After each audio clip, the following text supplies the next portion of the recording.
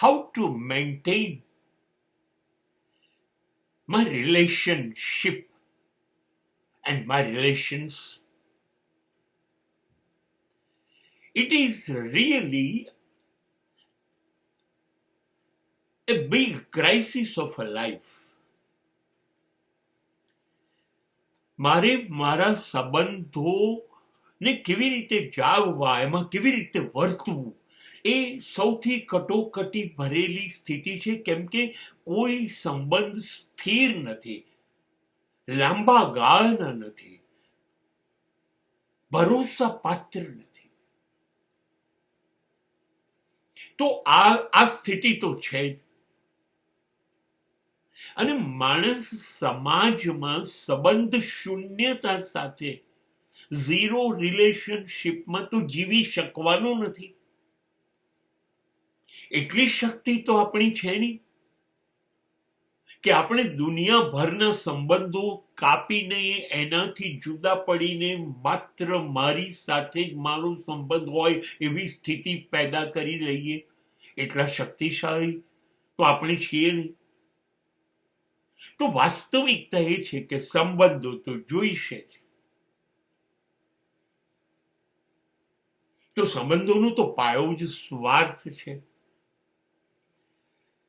જો સ્વાર્થ એકબીજાના સચવાતા હોય તો એ સંબંધો ત્યાં સુધી આયુષ્ય ધરાવશે. અને જે દિવસે બંને પક્ષકારોને એવું દેખાય કે આમાં આપણો સ્વાર્થ નથી કે ઘટતો જાય છે, એ દિવસે સંબંધનું આયુષ્ય જોખમાઈ જાય છે. આ બિલકુલ નરી વાસ્તવિકતા છે.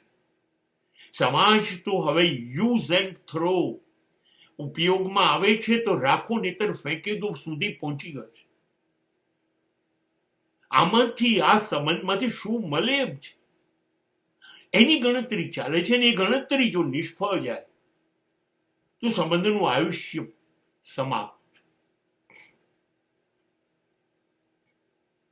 આવા સંજોગોમાં સંબંધ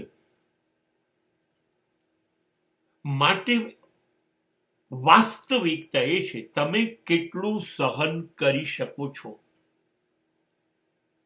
તમે કેટલું જતું કરી શકો છો, તમે કેટલું ભૂલી શકો છો, તમે કેટલું બલિદાન, સેક્રિફાઈસ કરી શકો છો.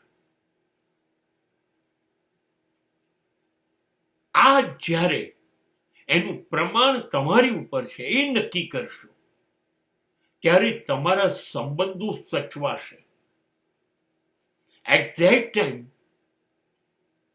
you will have relations and relationship and relatives, but everything depends upon you only, how much you can sacrifice, how much you can tolerate. તમે કેટલું સહન કરો છો બોલ્યા વગર, અને સહન કર્યું એ ભૂલી જાઓ છો. એ છે સંબંધોનું ટકાઉપણું.